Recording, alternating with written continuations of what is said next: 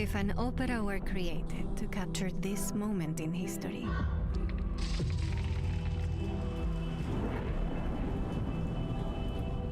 it might open with a scene of heightening drama. A world growing more fragmented, more divided. Confrontation overshadowing cooperation.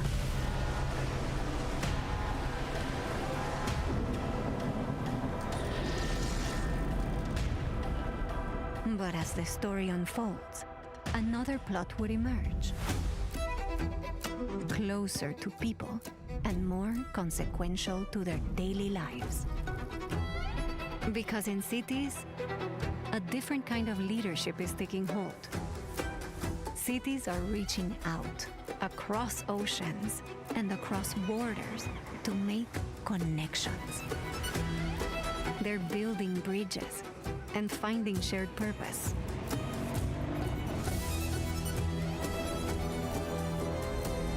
Cities have everything to gain from working together and from exchanging ideas, because they know their similarities are greater than their differences, and that the best urban innovations have no boundaries.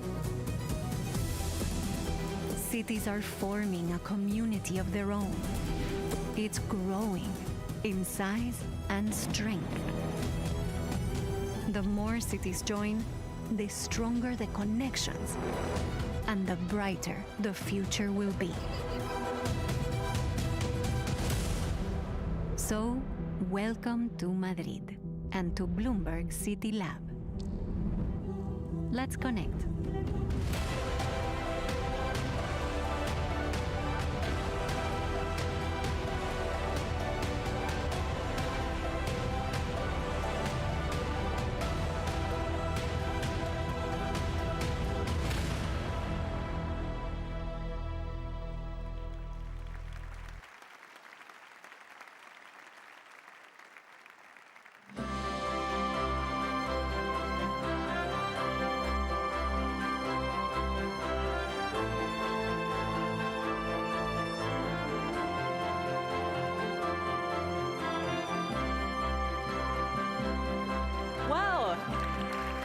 Thank you.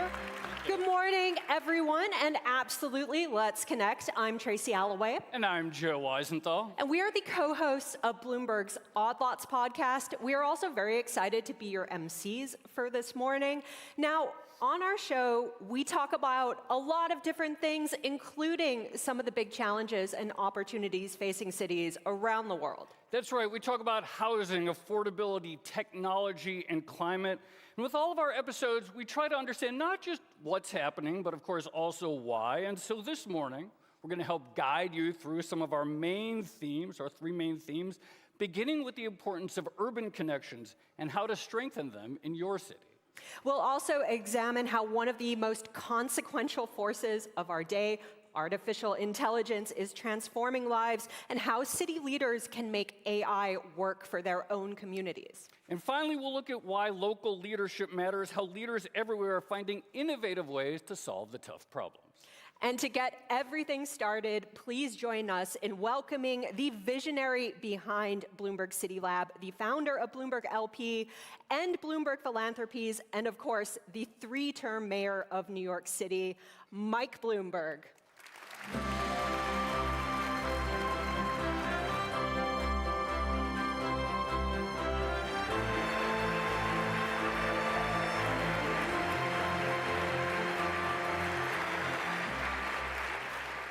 Well, thank you, Joe and Tracy, and hello, everyone. Buenos dias, bienvenidos, CityLab, and thanks for coming.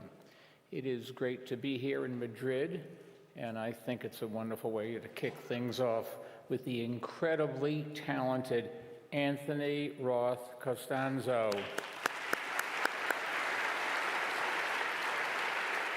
I offered to join him in a duet, but he said it would be better if I saved my voice.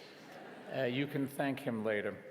I know many of you have traveled far to be here, and if you're jet-lagged, feel free to have a second cup of coffee. If you stayed out late last night, that is understandable. Dinner in Spain often ends around the same time that I start breakfast. We are joined today by mayors and local leaders from nearly 100 cities, and that includes Mayor Almeida of Madrid. Nice round of applause for him. You're going to hear from him in a minute. Our team at Bloomberg Philanthropies has been glad to partner with him, and I want to thank him for hosting us this week. And a big thanks to our partners at the Aspen Institute as well.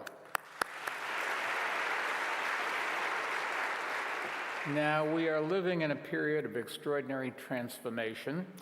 Wars are making global politics. Artificial intelligence is reshaping the way we live and the way we work.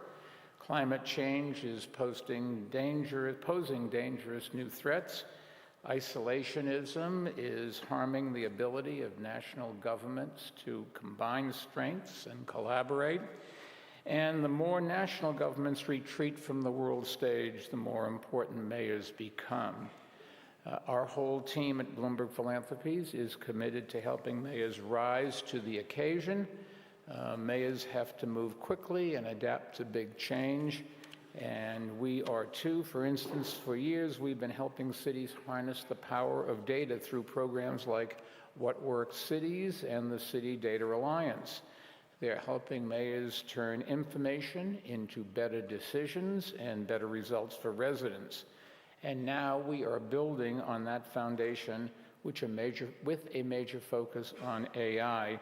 It's helping mayors and their teams use AI in powerful ways that can make a real difference in people's lives. We're also expanding our investment in global leadership programs, including our work with Harvard. A few months ago, we launched a major expansion of the program here in Europe in partnership with the London School of Economics and the Hertie School. Many of the participating mayors are here today, including the mayor of Madrid, who you're going to hear from in a few minutes. The program now includes a focus on helping mayors achieve quick policy changes that people can immediately feel in their daily lives. And that helps mayors build trust so that they can take on the bigger, harder challenges. We've also expanded our efforts to help mayors experiment more. Our Mayors Challenge competition is empowering mayors to develop bold, practical solutions to tough problems. It gives them a forum to strengthen their proposals with input from peers and experts. And this year we had more applicants than ever, and we selected more winners than ever, 24 of them. The range of cities is impressive, and so is the creativity of their ideas. This morning, we're joined by mayors of some of the winning cities, and I would like them all to stand right now, and let's give them a round of applause.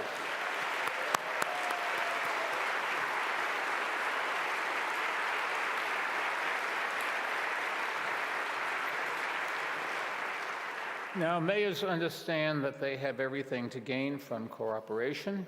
One city's success can spread to other cities and improve lives there too.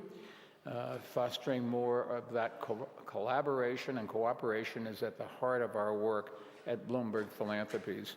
We have partnerships in more than 700 cities around the world, and some of the success stories that the mayors are writing are highlighted in our new annual report. We just released it. All of you should have received a copy, and I hope you'll take some time to read through it. Maybe you'll find other ways that we can work together or see ideas from another city that you can bring to your cities.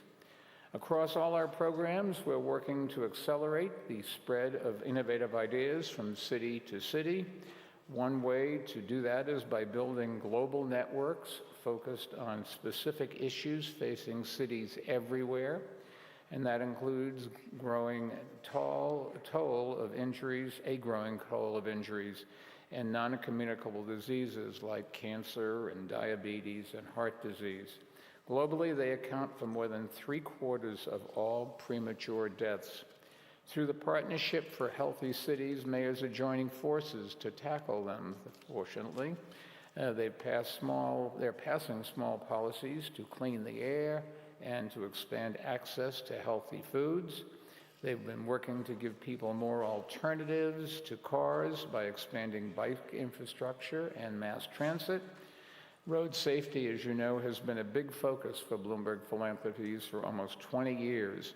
And over that time, we've invested more than $500 million in our road safety program.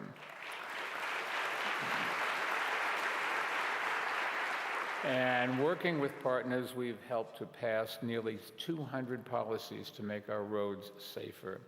They've saved around 1 million lives by best estimates. There's much more we can do, however. Road crashes still sadly claim more than 1 million lives every single year. So today, Bloomberg Philanthropies is committing another $350 million to build on that progress. And our goal is the saving of another million lives by 2030. Now, we have a busy agenda for you, and I hope you get a lot out of it. But what matters most is what happens when you go back home. So make sure that you talk with lots of different people here who can be of resource to you after this summit is over. There is no limit to what we can achieve if we work together. And to get started on the day, it is my pleasure to turn it over to our host. He has been the mayor of Madrid since 2019, and he has led ambitious incentives that are improving lives here in many ways, from fighting climate change and air pollution, to digitizing city services, to ensuring access to affordable housing, which is a pressing challenge for so many cities. He's also a committed partner and collaborator with fellow mayors around the world and with our team at Bloomberg Philanthropies. So let me thank him for his leadership and partnership. Please welcome Mayor Almeida.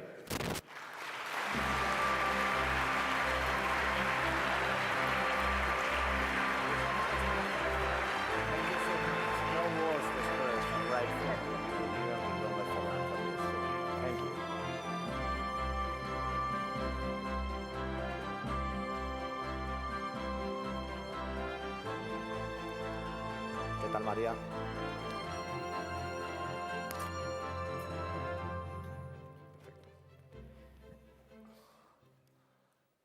Buenos días y bienvenidos a este Madrid que nos acoge. Y vamos a empezar a hablar con el alcalde precisamente por esta... Ahora sí. Decía que bienvenidos a este Madrid que nos acoge. Welcome to this city of Madrid who is hosting us. To all of us who live in this city, we have arrived at this city at some point and we end up becoming Madrileños, natives of the city. This is one of the unique characteristics of the city, and I would like to start talking about this sweet spot we're all talking about in Madrid. Sometimes looks like one of the big capitals of the world, where you hear many accents, many languages, that people are starting many projects for their lives. And my first question is related to how can the city and the mayor and your team, how can you manage this success? How can we manage this interest in the city and by living in the city without losing what makes us special, which is our identity, our tradition, our culture, the life of each of our districts, together with the tradition that makes it special? Thank you very much, Maria. First, allow me to express my gratitude to Bloomberg Philanthropies and CityLab, and particularly to Mike and his team for the work that he has been doing and continues to do supporting mayors. In Madrid, we have a relevant role, not in the national, but also at the international level. So to have an organization that allows us to learn and helps us to have tools to take increasingly better decisions and face the big challenges we have. It's also extraordinary, as of course, by honoring our city with this event. So together with all of us who are sitting here in this theater. It is true that Madrid is in a sweet spot, in a point of growth that we maybe never had before, but this doesn't mean that we should ignore our traditions where we come from. There's a word that defines the future of the city and that allows us to guarantee this growth process, which is balance. Balance in the ability we have to attract talent and retain talent and grow as a city, but at the same time to know that if we lose our identity, then we will lose our soul, so we won't be able to consolidate this exceptional success that we are having. So we have to seek this balance between growth and identity that can generate prosperity and employment, and to continue building a city that is not built from the top down, but from the bottom up, from each district of the city. And that is what we now focus. Now, the main challenges for balance, the first is safety, that is a point of attraction in Madrid. Can you guarantee this sense of safety? Yes, we must ensure this security, this safety in the city. Many guests have mentioned how at ease and safe they felt walking the streets and parks. And the decisions that make a person choose a city to live are not only financial. Maybe a few decades earlier, people were looking for a job. Now what people look is a good city to live in. And to make a good city, you must have good safety. Madrid has the biggest police force in Europe for a city our size, and the safety is not only objective but also subjective. There must be also a feeling of feeling safe in this city, and we will continue to work on this because we are aware that the world in which we live in right now, that is a competitive advantage for this city. But this is part of what we call quality of life, which is good public services, good options for leisure, good cultural options, so that when you leave home and you come out of your house, you should be happy to live in Madrid, and that would mean that is success for us. So the challenge is not only for Madrid, but one of the challenges is housing. There are many projects, many people who are waiting for a house. So now we have the Plan Vive. Is there lessons learned from that program? Because people don't need long-term responses, because they need responses now. So in Madrid we have big business schools and universities. We attract students from all over the world, and they generally say in the surveys that they want to stay to live in Madrid because they feel it's a good city to live in. But the main problem they find is housing, and this happens with students and with everybody who is in Madrid, particularly in affordable dwelling. So we are working to make a solution. We don't have miracles. We can't say that this will be fixed overnight. We have a model and a plan that we believe will function, that involves generating new housing also within the city. We have established regulations that were new for any city in Spain. We have made all the procedures to obtain housing faster. We have grown in 2 million people, 2 million inhabitants these past few years. We haven't built sufficient housing to house all of these people, and therefore we must start to build as soon as possible in the city on a massive scale.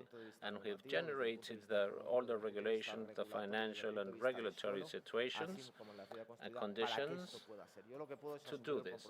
I can assume the commitment that there's no other city with so much capacity to build new housing. There's another challenge, which is the aging of a population. In this city, we can find a problem here, people who are living on their own at a latter age in their lives. How are you working with this?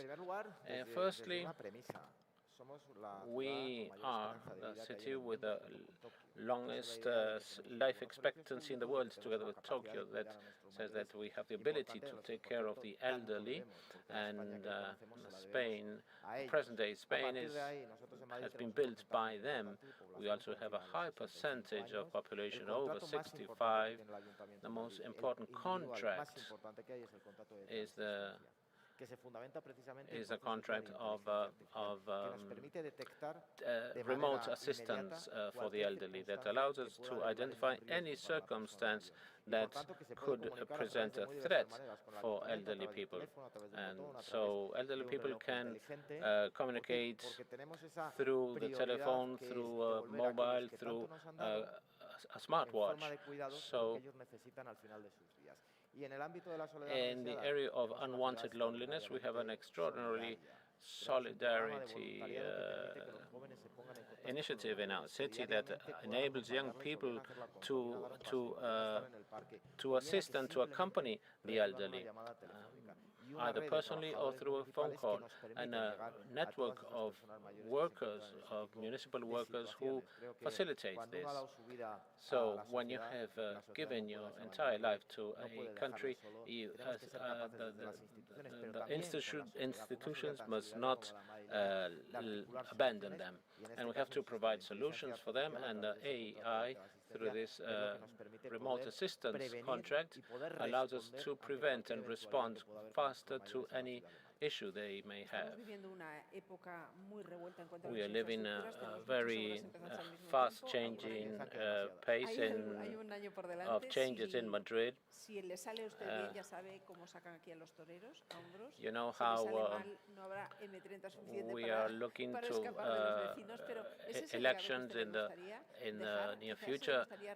Would you like to be remembered as the mayor who improved the structures and communications in Madrid?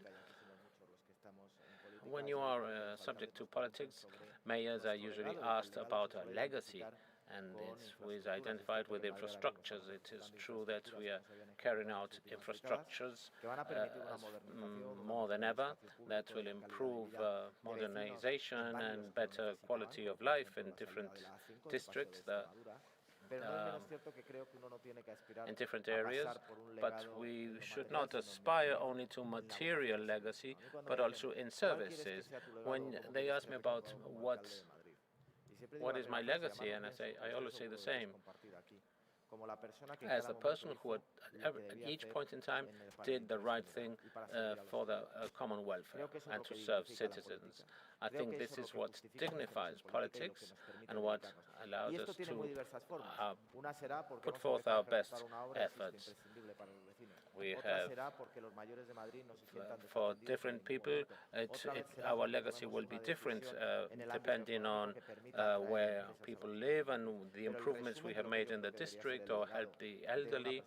But the legacy of a person in politics, he did what he had to do at the right time with the general interest in mind. Okay, we have fulfilled our objective of having this chat in the time slot, so thank you very much and welcome. And I'm sure we have time to enjoy a wonderful city such as Madrid.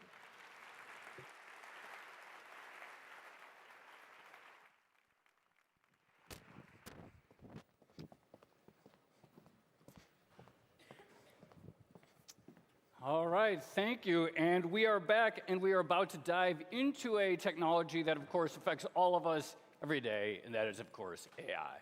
That's right. So AI is growing so powerful that city leaders today are facing a critical challenge, which is how to prepare their cities for what actually comes next. Maybe one day city budgets will include token budget.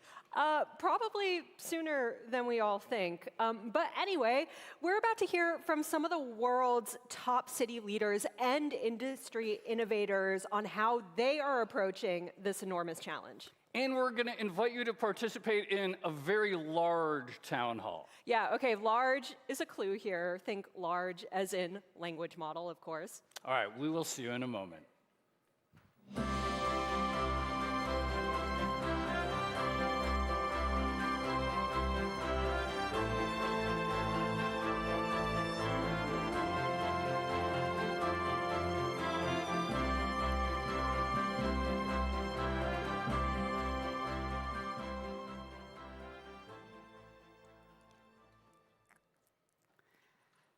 5,000 kilometers away from where we are today is the city where I was born, Tehran.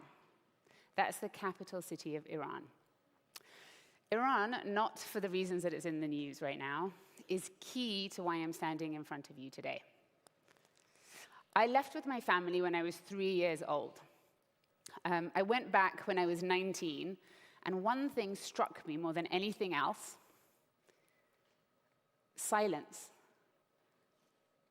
Not the absence of opinions. Actually, Iran's full of people that have things they desperately want to say, but just the utter lack of faith that anyone in government wants to hear from them, that the voice of people matters. And now I'm in front of you, leaders of your cities, and I imagine that you feel differently, that the voice of people matters to you. But I do want to check that. So I'm going to ask you to show me, by raising your hands, if it's important to you to hear from the people in the communities that you serve. Okay, that's beautiful. Keep your hands up.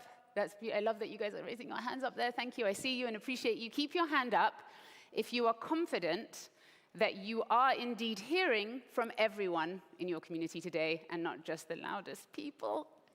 Okay. So that we just demonstrated is the listening gap, the fact that it's much harder to actually hear from people than our desire to hear from them. And this listening gap matters the most for cities. So at Jigsaw, we built a tool to address the listening gap for websites. So Perspective is the most popular free tool to moderate comment spaces online. It's used more than 1 billion times a day. But last year, we shifted our focus from addressing the listening gap in websites to addressing it in cities. And sense-making is what we're going to talk about. It is a way to reimagine the town hall. The first place where we took sense-making is a town that many of you may not have heard of. This is Bowling Green, Kentucky, a mid-sized American town of about 80,000 people, facing challenges. So Bowling Green is doubling in size over the next 2 decades. That's growth, jobs. But you know, farmers are concerned that the land is going to be used for construction. Residents, some of them are concerned about migration. In Bowling Green, Kentucky, the migration that they're worried about is not from foreigners, but from people from the neighboring state moving and diluting their culture. There are a lot of concerns. And I want to introduce you to this man, Doug Gorman. He is the judge executive of the county, which is basically like the mayor. And he asked the people of Bowling Green a question. He said, do we want this change to happen to us, or do we want it to happen for us? If we want it to happen for us, we have to come together around a shared vision for Bowling Green, which is really inspiring. Until you think about the barriers to coming together. So in a town of 80,000 people, how many people do you think typically show up for a town hall? I'm going to count here. 8. That is just you guys sitting in front of me in the front row. Just you guys, not even you guys. 8 people show up. So we wondered, why is it that people don't participate? Well, we asked them. This is a young college student in Bowling Green. We wanted to take him to a meeting of the City Planning Commission. He said, I can't go to that. I'm not a lawyer. He thought he wasn't qualified to participate. We took him, by the way, he talked, there were no lawyers. There were 2 sisters that we spoke to who had just resettled from Afghanistan to Bowling Green. The idea of participating in a public forum was completely unimaginable to them. And it kind of makes sense, right? If you don't think your voice matters, you're not going to use it. But we thought, like, what if we could build it like an invitation that would make people feel truly invited? So last year, we supported Doug and his team to host a large virtual town hall open to all residents to ask them all the same question, which is, what do you want from Bowling Green in the next 25 years? And we translated this invitation into 9 languages. We went to sports games and places of worship and supermarkets. We really wanted to get people to participate. How many people do you think showed up to the month-long town hall? Okay, so the baseline is 8. The options are 8, 80, or 800. So show of hands if you think 8 people came to our virtual town hall. Thank you. No, you guys are trolling me. 80. 80 people? Because that would be impressive. Or 800 people. 8,000 people. We went from 8 to 8,000 people participating in this town hall. They shared 4,000 proposals of what they want to see, and they weighed in 1 million times. If you put the proposals back to back on sticky notes and you laid them out in a straight line, they would span the entire length of the Bernabeu Stadium, twice. A la Madrid, am I right? Okay, so Doug Gorman made this promise to his people. He said, if you use your voice, I will listen, which is literally not a promise that you can make and keep without AI. What is it that people talked about? And a lot of the stuff that you might imagine, the economy, infrastructure, housing. Were there any fringe opinions? Yeah, sure. In the food and agriculture area, there was a resident who proposed a law to make all restaurants include free ketchup packets in takeout meals. Okay? This person felt very strongly about this, and what is beautiful is that they felt welcome to share this idea in this town hall. They got 0 supporting votes, but the thing that's not so much of a joke is that that is democracy in practice, that person showed up. And indeed, the people in Bowling Green did feel that participating in democracy gave them more confidence that their voice matters and more hope about their future. As a community scales, the needs of the people to be heard don't change. And we know this because we tried doing sense-making at the level of the nation. So in We the People, we got a representative group from a very large polarized society, which is America, and we invited them to have a conversation about what it means to be American today. Once again, they shared 1.6 million words. That's 4 times as many words as are written in Don Quixote, so it's a lot. And once again, they came away feeling that their voice mattered and more hopeful about the future. You know who else's voice matters? Yours. All right, so we are going to try something that we actually haven't tried before, which is to have a real-time sense-making dialogue. We are a community, CityLab in Madrid, on April 28th, 2026. This group of people has never been together before. If this were a traditional conference, you would leave tomorrow evening having spoken to a maximum of 5% of the people here. Our goal with this experiment is for you to leave feeling that you've heard from 100% of the people. I'm going to invite my colleague, Angelo Carino, to come and help us run this experiment. But as he comes on, I just want you to show me again with your hands. I'm looking for all of you, if you're going to participate in this experiment and see if we can have a conversation amongst us. And OK, you guys are awesome. All right, welcome, Angelo. All right. Everyone, it's a pleasure to be here today with all of you. For the next 7 minutes, I'd like you to talk, not to each other, but to our AI, actually. So please take out your phones and open the camera app. So go ahead and do that. Some people already do have their phones out. Yeah. All right. So normally, sense-making is used for policy-related questions. But today, keeping with the theme, we wanted to ask you about your city. You're going to receive 2 questions as you open the link. And you'll receive personally generated follow-up questions to each of those 2 questions. So we're going to ask you to answer 4 questions in total. And I'd really like you to participate generously. That means take the time to type out your thoughts and words and the reasoning behind them, and you can share in whatever language of your choice. The results of this experiment are going to be used to generate findings like what you just saw in the Bowling Green example, and we're going to share those findings back with you later today on stage. As with all of our work, your answers will be completely anonymous. We're only collecting the words you enter, not any data about you, and then we're also going to delete those words right after we present the report back to you. So with that, I'd like you to get started. Please scan the QR code and begin, and we're going to cue a timer and some music for you as well, and we'll give you some cues along the way, but please do participate. Thank you. It's going to be a lot of fun, and I think I'll do it alongside them so I can help keep time.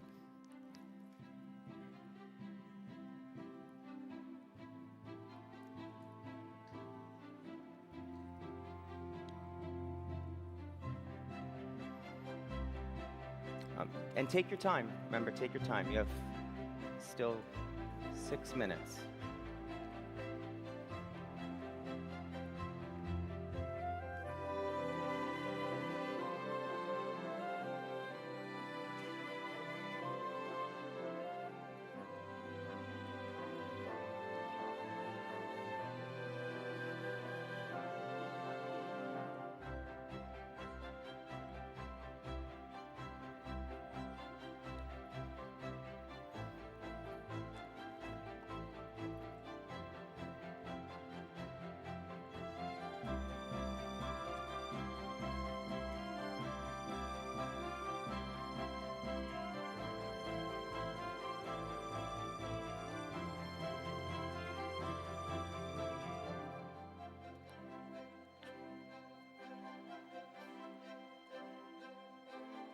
I'm thrilled to see everyone doing it. Thank you.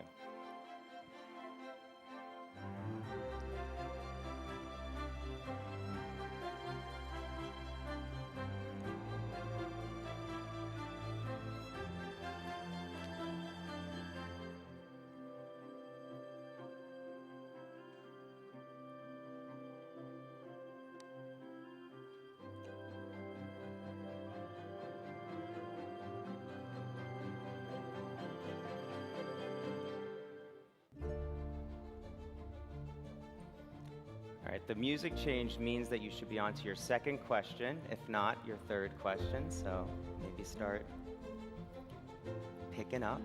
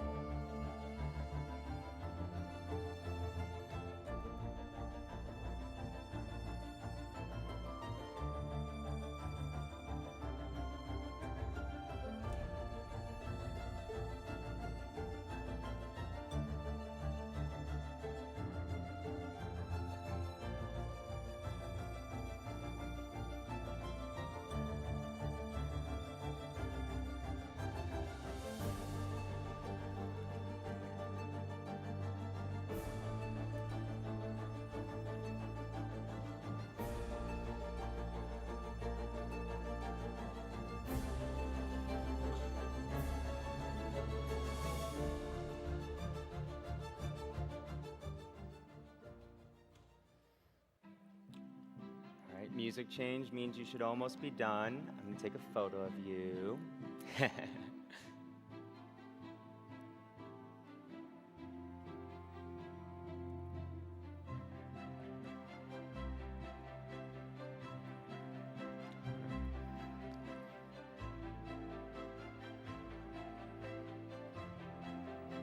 My live dashboard says a lot of you have completed already, so cool. That's great.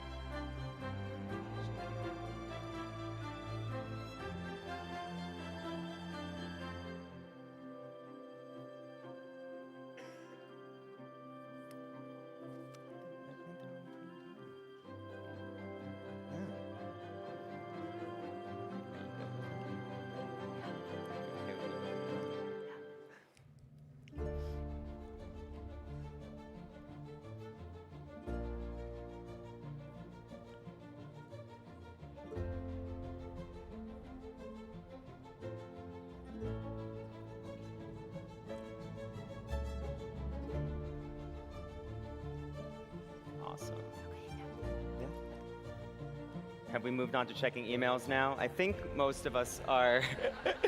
I think most of us are done, so I'm going to cut us a minute short, if that's okay. And really, thank you so much for taking part. I'm so excited to be able to share the results back with you soon. And we're going to hand it to our AI during this time to make sense of all of it. And we'll be back in a little bit.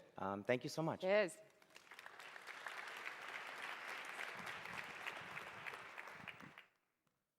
Please welcome back to stage Mike Bloomberg.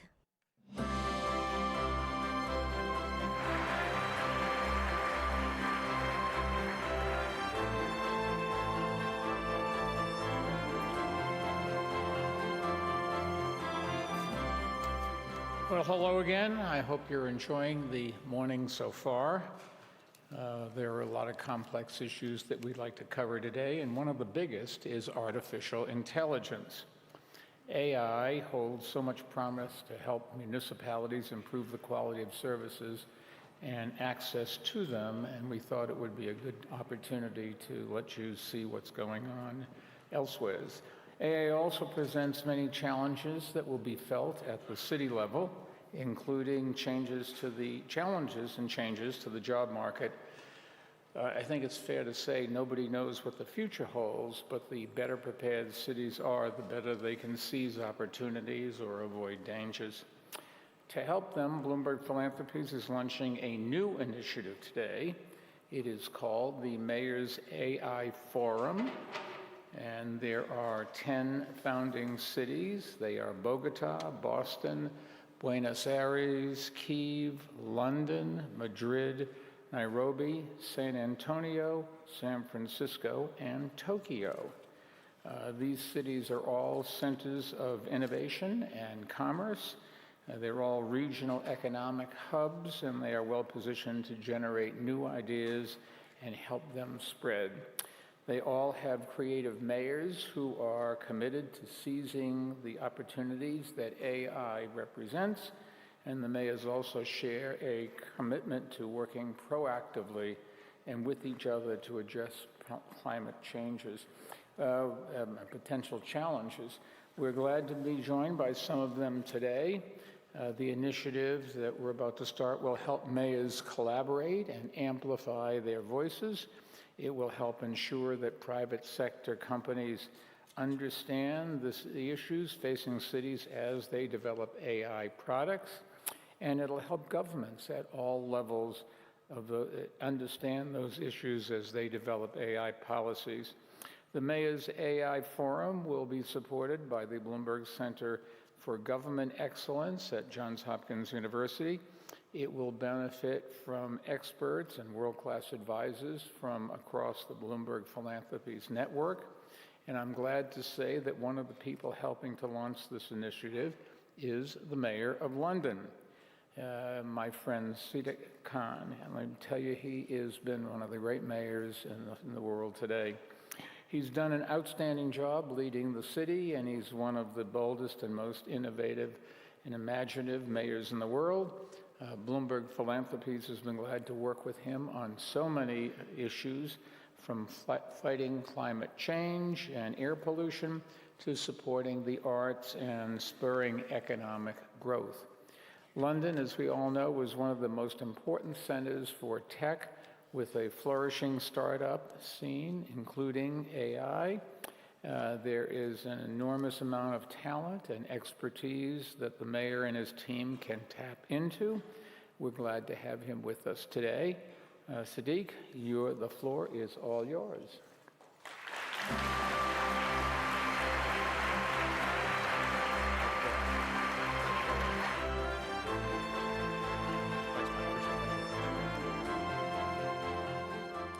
Well, honour, everyone. It's brilliant to join you today. With apologies to our dear friends in Madrid, in a room full of more than 100 mayors, I'm sure we'll all agree it's great to be here in the second greatest city in the world.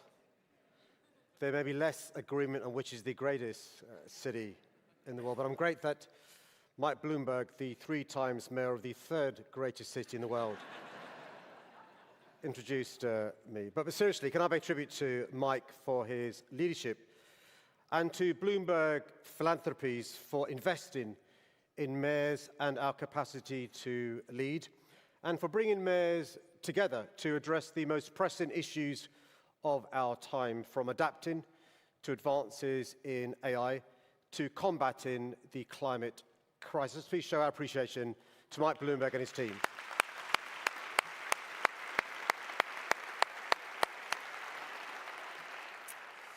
It's fantastic to be in Madrid, a city with two of the biggest football teams in the world. After Liverpool, of course, the home of my football team. Like football rivalries, the debate around AI can sometimes be polarizing. On the one hand, you have the AI evangelists who passionately promote the exciting new technology, often without giving sufficient thought to the risks. On the other, you have the AI alarmists who insist it will inevitably lead to humanity's demise. But the truth is, neither uncritical optimism nor fear-driven pessimism will serve us well. It's why I'm approaching and advocating for AI realism. This means being clear-eyed about the potential perils of AI, while also being enthusiastic about the amazing possibilities.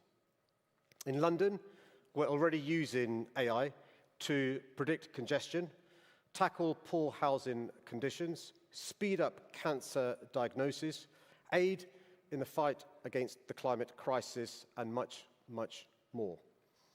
If AI is developed in a responsible fashion, guided by sound ethical frameworks and shaped by the progressive values of our cities, then undoubtedly we can harness this technology for incalculable good. And that's why this new Mayor's AI Forum, announced by Mike Bloomberg this morning, is so important. This network will ensure we're shaping how AI is developed and deployed, rather than allowing it to shape us. We know our cities are uniquely equipped to perform the role. Unlike nation-states that too often dither, we are the doers, the ones willing to confront the critical issues of our day and transform challenges into opportunities. And London is ready to play our part. It's why today we're also launching a new London AI and Jobs Task Force, which will monitor the impact AI is having on jobs, map out the future of work in our city, and ensure we're seizing the incredible opportunities. We're also offering all Londoners free AI training to help them upskill and make the most of this new technology. We're doing this because I want London and all our cities to lead the world in responsible AI development. We don't want to move fast and break things. We want to move fast and make things without leaving anyone behind. So let me just end by saying this. Managing a technology with such awesome power will require all of us working together. But if we get this right, the rewards are infinite. Collectively, our cities can rise to this moment, make the age of AI a success, and deliver a better and brighter future for all. Thank you very much.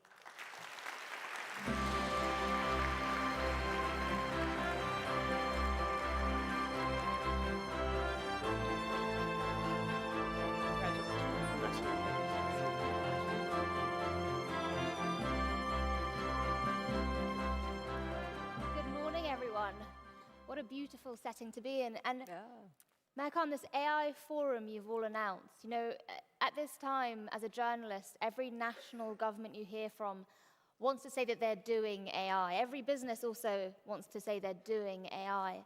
As a proud London resident, it's exciting to hear about this forum, and I want to hear, you know, what can you do via this forum that you can't do alone? Yeah, well, thanks. If you just think about it, when it comes to AI, the standards are developed by the corporations, by the companies, the regulation by national governments, and the framework by international forums. What's the role of mayors and cities? And that's what the Mayors Forum is designed to do, to get the founding cities to start off with, but the rest of the mayors here as well, to work together, to scope out our respective cities, to work with the developers and the companies, but to use AI to our advantage. If you think about the big two disruptive things of the last 200 years, industrial revolution and globalization, the jobs affected were actually manual jobs. The AI revolution will affect white-collar jobs, the knowledge-based economy, professional services, legal, accountancy, public administration. So we as mayors have, I think, a responsibility to step up, and that's why I'm really pleased Mike is supporting us with this Mayors Forum. Mayor Jones, San Antonio is also a founding city in this forum. I know you do a lot of work with tech and innovation. We've been hearing about digital government more and more since the pandemic. AI should definitely speed things up. Can you give us some examples of tangible things you're doing, how you're using the technology for public service delivery already? Sure. So one of the things I had the staff do at the end of last year is conduct a tabletop. As for those in the US, we're all grappling with some pretty significant financial cuts. And so while we might not have all the answers, the best we can do is try to reduce uncertainty. So we had a tabletop to figure out, hey, if we lost half of our funding for public health or half of our funding for for affordable housing, what would that mean in our community? So we brought together the stakeholders and really had a good conversation about the risks that we see, the assumptions that we might be making about who could cover down if any of these cuts actually came to fruition. But more importantly, as we think about that risk, how then can we mitigate it? So we did the tabletop, we've identified the risks. Now we'll use our some of the AI tools and some of the collaborators as well to help us understand, as we get closer to seeing those risks come to fruition, how do we then budget for those in the near term and in the long term? But it really does help us ensure that we are seeing these risks to the greatest fidelity as possible. We're also utilizing it in terms, it's maybe a term generated by AI, but our non-revenue water, it leaks. We own our water utility, and so we right now are looking at major investment in our infrastructure. And so we're utilizing some AI tools to help us be more proactive, to understand where leaks may occur, to understand what that bond, that major infrastructure investment may need to be in the near term as well as in the long term. And Massey, a lot of us in this room will have used AI, chatbots, we might have even used image generators, but 11 Labs, you work with voice, and I think it's one of those technologies lots of us won't necessarily have interacted with yet. And your experience has been in Ukraine, which is such a fascinating setting for this. Tell us about public service delivery. Why would a voice agent be helpful in that context? Exactly. As models, as intelligence becomes more available, as becomes smarter, we actually believe that bottleneck, the constraining factor will be voice, and how you actually bring that intelligence, how you communicate with a lot of those models. So as a company, we've created the research and the product to create the voice models and then build a platform that allows businesses, governments to communicate in new ways with the citizens, with their audience. We proudly started in London with our headquarters there, and our I'm originally Polish. We are heavily investing in the European ecosystem. Coincidentally, are opening 11 Up Spain this week, as well with enlarging our presence in the region. But of the inspiration for the work, as we think about the work of the government, came from our deployment in Ukraine, where the government reached to us and wanted to create the first agentic government. And what this meant in practice was actually, they have a central app for all the citizens called DIA, where you can access the governmental services, from the benefits programs to your ID documents to some of the requests for help. And they wanted to add a voice layer so you can communicate with DIA through voice. And what is incredible is, of course, as you have everything that's happening across Ukraine, despite that, they really are looking to lead with that innovation to provide that access to people that might not be able to access those services in turn. Each ministry will have engineers embedded in that ministry, whether that's Ministry of Economy, Ministry of Education, Ministry of Public Affairs. And each of those ministries started automating all of that work. So now people can call in to DIA. As of yesterday, Ministry of Economy launched the voice agent, ask about help with work, with benefits, and have that ability in a completely new way. Wow. Well, look, we spent a lot of time talking about the positive, the opportunity with AI. But, Mayor Khan, this January, you sort of issued this warning that AI could usher in a new era of mass unemployment. There's a lot of talk also about disinformation. What's the work that needs to be done to make sure that AI is rolled out safely? But I think if we're not careful, big tech can go the way of big tobacco in terms of the mistakes made by big tobacco, knowing the perils of big tobacco. Nicotine is addictive, tobacco is damaging to health. They knew this and kept it secret and didn't share that with anybody. I think we know now from not just the court cases in America, but we know the dangers of infinite scrolling. We know the dangers in relation to online abuse, disinformation, the impact on democracy. Women can be undressed using AI and sexualized very easily. Young children have real challenges with this, but there's an opportunity in terms of potential of AI with the right guide rails and the right safeguards in place. And I think the potential is huge. Matti and Gina talked about how we can improve public services, particularly with finite resources, but also we could improve productivity. My view is I think there'll be very few jobs replaced by AI, but there'll be jobs where people don't use AI. They'll be replaced by jobs where people are using AI, how you can augment your job, increase productivity, improve public services. But big tech needs to work with us. And that's what this forum is all about. Look, we are closer to our people, closer to businesses. Big tech, work with us with this new phenomenon of AI to make sure it's fit for purpose, it's within the guardrails, it's fit for public safety, rather than monetizing this, profiting from poison and division. There's something called the outrage economy, I call it. There's a division dividend. We don't want AI to go the way of big tech has in the last 10 years. And I'm really pleased people like Matti and others are working with us and will work with the Mayor's Forum to get this right. When we talk about getting this right, there's lots of levels of coordination. I mean, in the EU, we have the AI Act. You guys have this sort of mayor-level forum.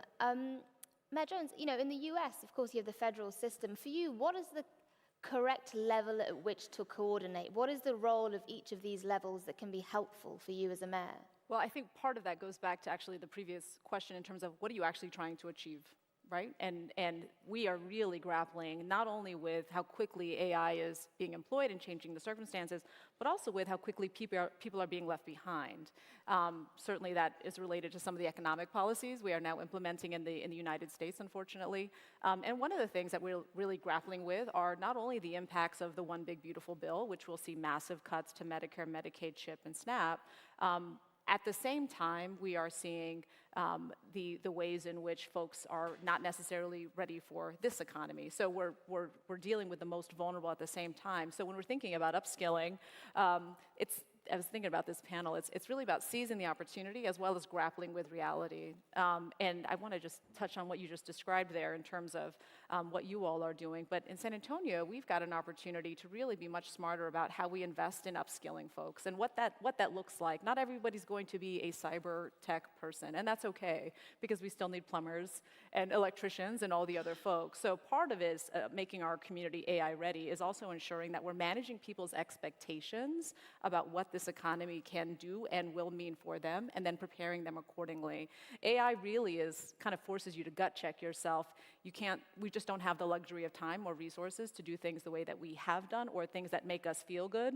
We've got to just say, no, actually we're going to, of the $140 million that we've got left in our upskilling program, we're actually going to focus on the trades to make sure that in this economy, you have a good living wage that allows you to thrive. Matti, it's great to have you in this conversation, because so often when we have these conversations, it feels like the private sector's attitude is if the government could just get out of the way. The private sector innovates and then the government's just scrambling to keep up. In your view, what is the right way to keep public sector officials in the loop, perhaps even helping to inform the debate before technologies are rolled out? There are two parts. I think there's the deployment and the safety part. On the deployment side, whether that was the work on Ukraine, the work with UK government, whether I'm seeing Mayor of Warsaw, where we also spend a lot of time in cycles, a lot of that new wave of AI requires you to co-build the solutions together. To actually provide that help to citizens, you really need to understand how is the knowledge deployed, how you connect all of the integrations, the systems, to actually bring that to that future agentic AI framework. So that's the first one, where it's a really rather than vendor relationships, you need to build those solutions, understand the needs, and then work backwards from that. And then two, it's the safety element. And Ken was speaking a little bit about that, especially in voice. In the future, where you really will need the authenticity of who you interact with. Is that voice created with permission? You want to have the right safeguards and provenance to understand how that was created. And then similarly, transparency on the other side, whenever you interact, and all of us in the future will have our own agent, we'll interact with agents on a daily basis, you need that information on how is it created, is it AI or is it not AI? And that framework can only be developed between private and public sector together, and hopefully in a fair way where everybody adheres to that same standard. I want to envisage a best case scenario for AI implementation. Say, 10 years from now, imagine that it's being deployed in a positive way, as you put it earlier, for the good of many and not just for the few. If I was a fairy godmother and I could, grant each of you one wish, it could be anything. It could be a regulatory barrier. It could be an individual we need to get rid of. What do we need to make sure that AI is properly deployed? Too soon. You don't have to go first. I can't. You can go first. There's just ever started looking at you and you said an individual to get rid of. But I think we've not yet seen the potential of AI. It is that big. And you said 10 years. I think in 5 years you'll see rapid change. And my wish, if there was a fairy godmother, is for the many to benefit from that rapid change. I don't mind people making money. There's nothing wrong with profit, and companies should make profit. Martínez company have invested a huge amount in this technology. And it's a loss leader, right? They should have a return on that. But what I think is wrong is when you've got individuals who own these companies with their own agenda, using it, as a means for bad rather than good. And I think that's where I think that the Mayor's Forum and mayors are so important, because we are closer to businesses and communities. And I think my wish would be for the big tech companies to work with us to try and find solutions. I mean, can we use this to, tackle the climate emergency? Can we use this to improve air? Can we use this to provide public services when resources are tough? Can we use this to find a cure to cancer? Forget the diagnosis. At the moment, AI is using us to diagnose cancer and cure it, and treat it. What about curing cancer? What about curing some of these big illnesses, untreatable illnesses that are out there? What about the issue of water scarcity? These data centers, which need a huge amount of water, can AI be used to have a modern solution to the need for AI to have data centers that require lots and lots of water? So I'm hoping for innovation that helps the greater good. Yeah. Mayor Jones, one wish? So similar to that, but I think the complement that needs to happen is actually the way in which AI can help us ensure that we're better able to manage it, so that we are, frankly, how can AI help us then be more critical thinkers? Like, that is what I think is most helpful.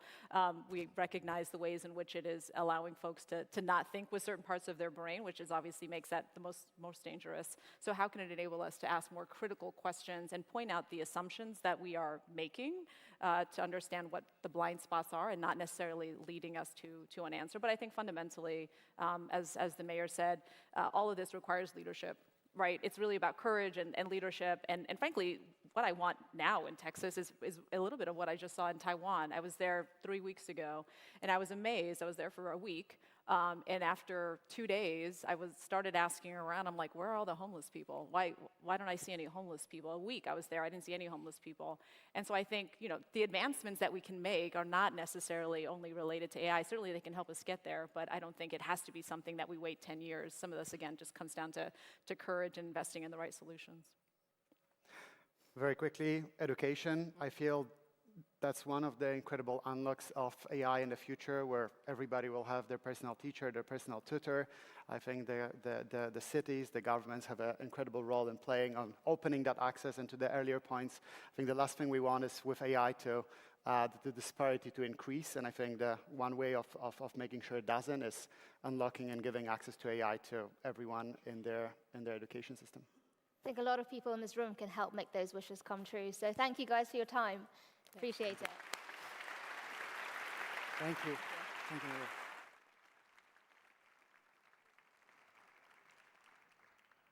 Hello again. So the risks and opportunity of AI really make it clear why local leadership is so important.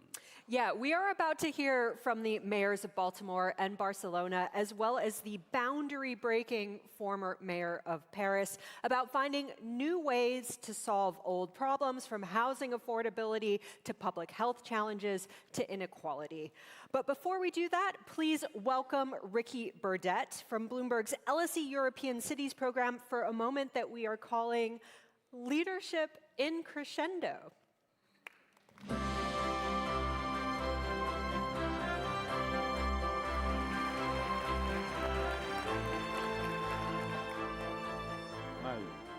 Good morning. I'm Ricky Burdett. It's a pleasure to be here with you all. At CityLab, we spend a lot of time talking about cities, how they function, how they grow, and how they respond under pressure. But behind them are you, the people who lead and the people who live in them. So I want to take a moment to talk about the Bloomberg LSE European City Leadership Initiative and share the journey that's brought us here all together. It began 11 years ago when Mike Bloomberg had an idea.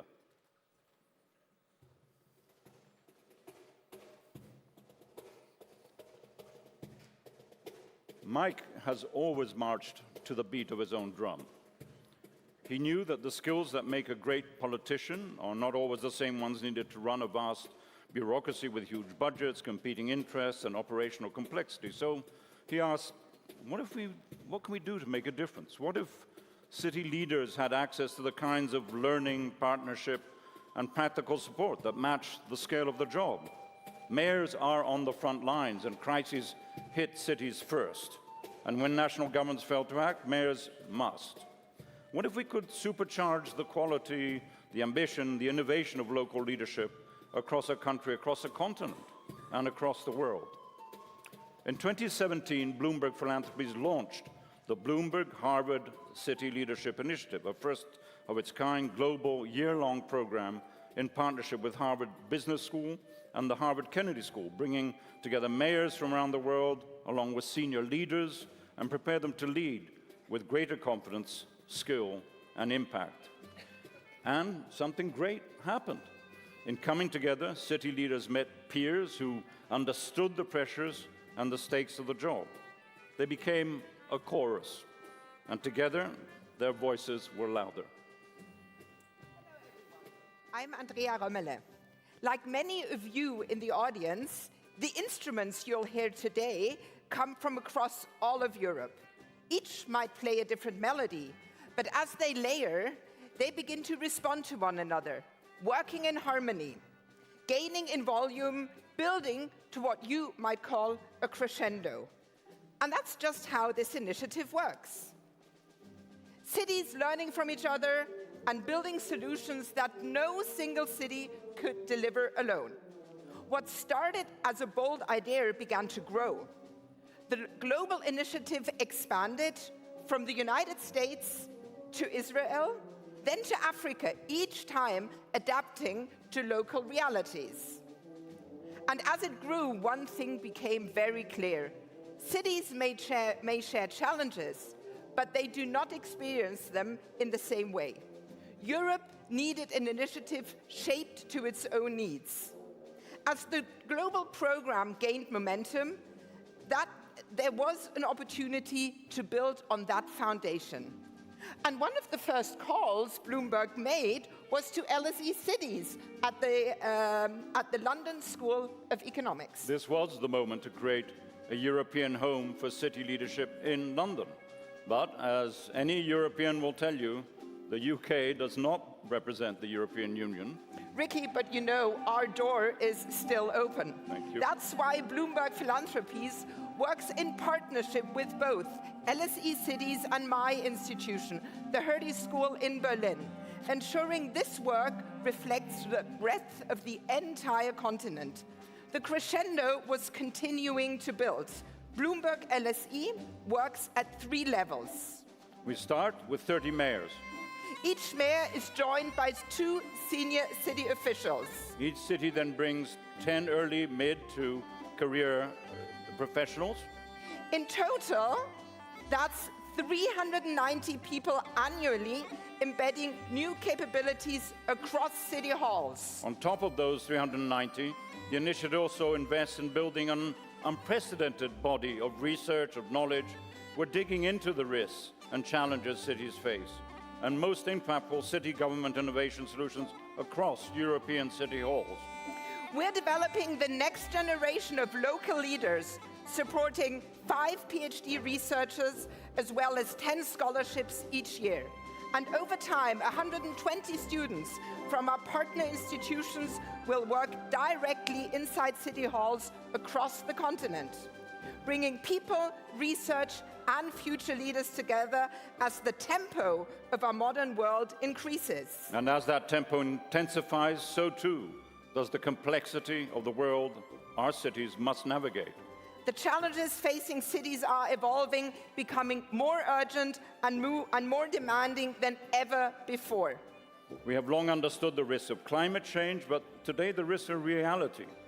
We have long understood the movement of people across borders, but conflict, including the war in Ukraine, is now placing immediate pressure on our cities. So housing, affordability become harder to sustain. And in some places the question is not only how cities grow, but how they retain the communities that sustain them. These challenges demand new ways of thinking. When the beat rises, cities must keep up. So how do we respond when the challenges keep coming? So the initiative builds capability. Bloomberg LSE is an infrastructure for problem solving, giving European leaders the tools to act where, when, and how it matters most. To collaborate across systems, to test and learn, to use data to guide decision-making, and to bring citizens into that process. And we're already seeing what it looks like in practice. In South Yorkshire, Mayor Coppard is tackling transport as a hidden barrier, using data collaboration to reshape 1.5 billion system for those who depend on it. In Thessaloniki, Mayor Stelios Angeloudis is involving residents directly to tackle climate change by tracking their everyday impact, while schools and students help gather data that feeds into city decision-making, marking a shift from delivering solutions to building them with the public. When the challenges evolve, so must the way we lead. Take a look at what it feels like when impact takes hold and gets loud.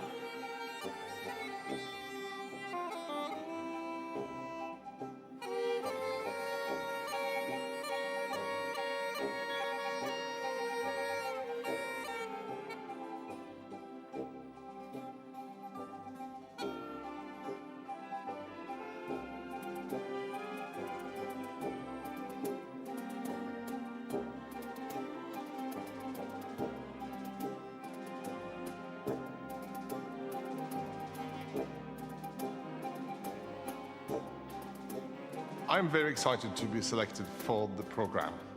It does mean that I get to talk to colleagues across Europe.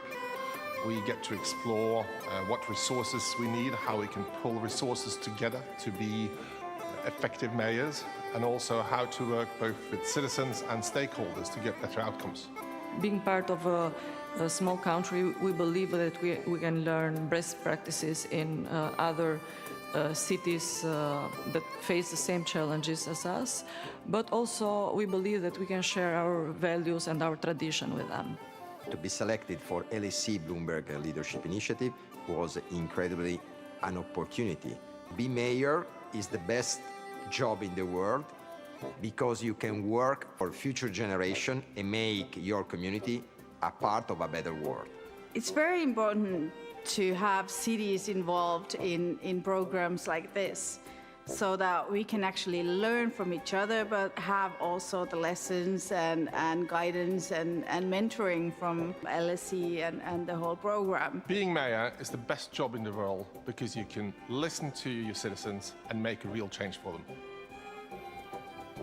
So, that's what the Bloomberg LSE European City Leadership Initiative looks like today. It started when Mike Bloomberg had an idea. And now it's your turn to add your own melody to the mix. Imagine the sound and the impact we can create together. Because this is only the beginning.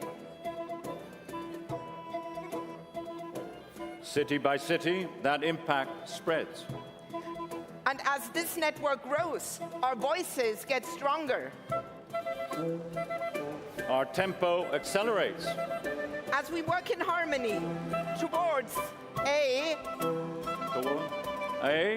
crescendo.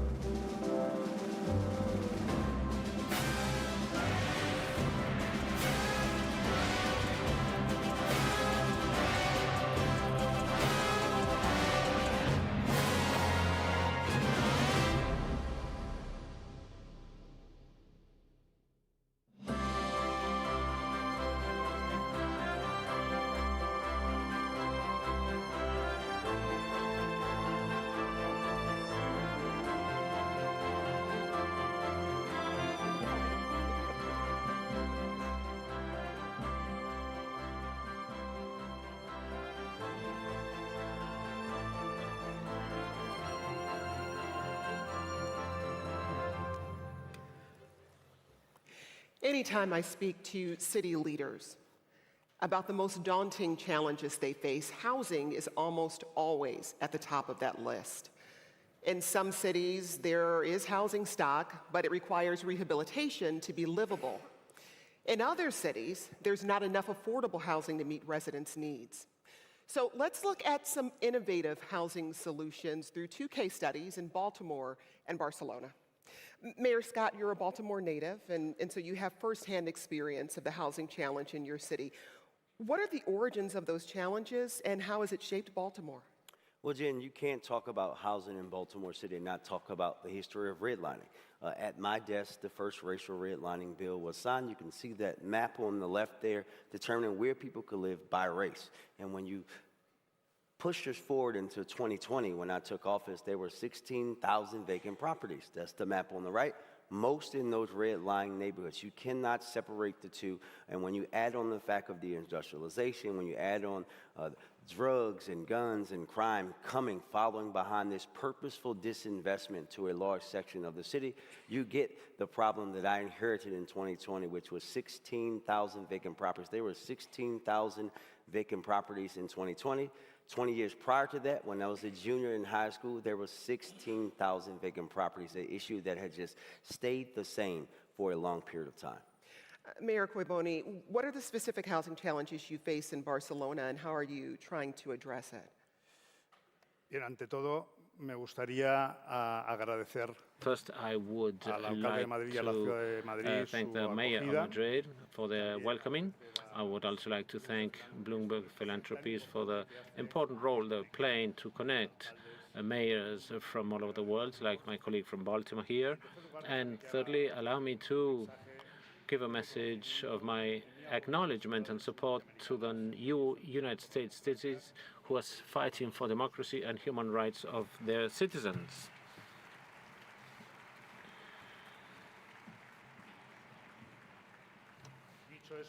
Having said that, we share the priority with many cities in the world about access of affordable housing.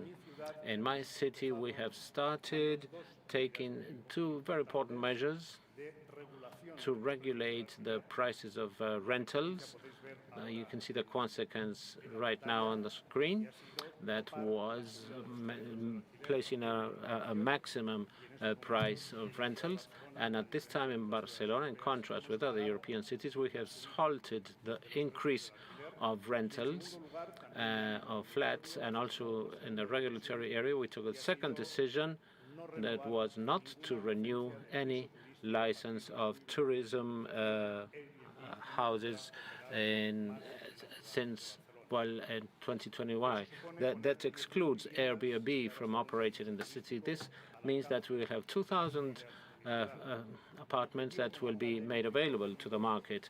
My first priority is to guarantee the right of citizens of Barcelona to live in their city, to have access to housing, to have an environment in the city of high quality, climatically reasonable, and should be a space for economic opportunity. But nothing of this can be done if we do not address the issue of housing. Mayor Scott, you're taking several approaches to rehabilitating vacant housing, including through the use of the Bloomberg Philanthropies iTeams project. Describe your broader strategy and how your iTeams project fits in.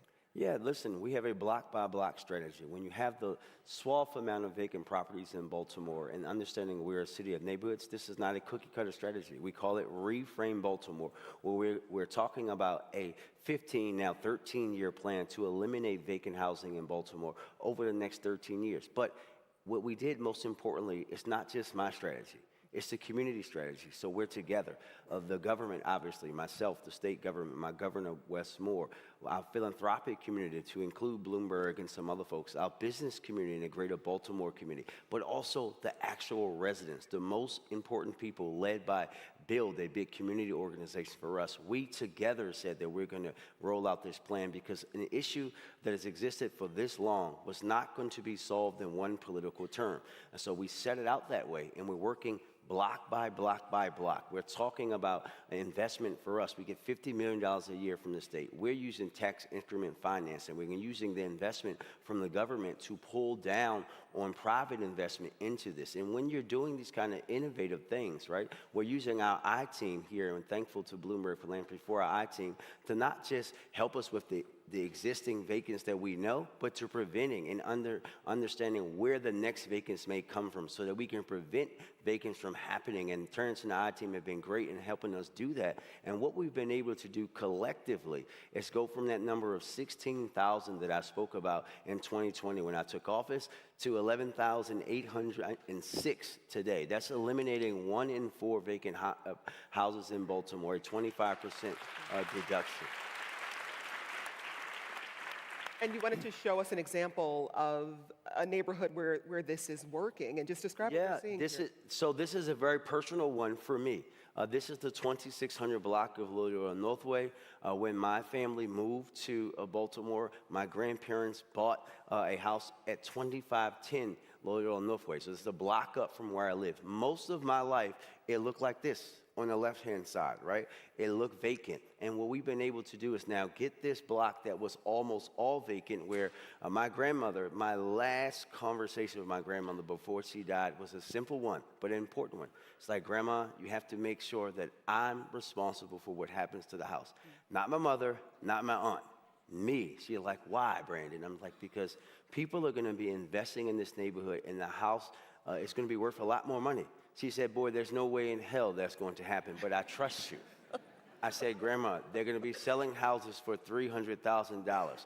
At that point, we're talking about houses that we're selling for $5, $10, $15, $20. Well, now you can see these houses are selling for $280,000, $300,000. Really a big change for someone who grew up and who lost friends on this block, who saw people die from violence on this block. And we know the vacant houses invited that kind of activity. Mayor Cuevoni, you initiated something called Renovation as Service in Barcelona. Your city won the Bloomberg Philanthropies Mayor's Challenge for the project. Describe the project and what it did. Bien, a diferencia de Baltimore, in contrast with Baltimore, we have a problem of scarcity of housing. So what we have to do is build more protected housing, affordable housing. We started in 2023, we built 500 flats.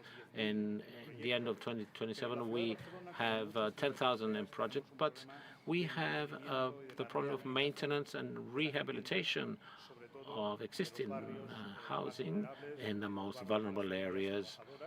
Working class people who many times don't have the information, or they don't have the financial possibilities to improve their dwellings, and there are also there are aids provided by the administration for such renewals. The project that we have implemented with the help of Bloomberg will start next year with 250 communities in the city of Barcelona. Rehabilitation as a service is a new methodology, and it's also AI technology. What we will do is overcome the biggest obstacles for rehabilitation of dwellings. First, the information. Make people know that you can carry out a rehab, or that you must do energy-wise, placing lifts and to improve the life of people who live there.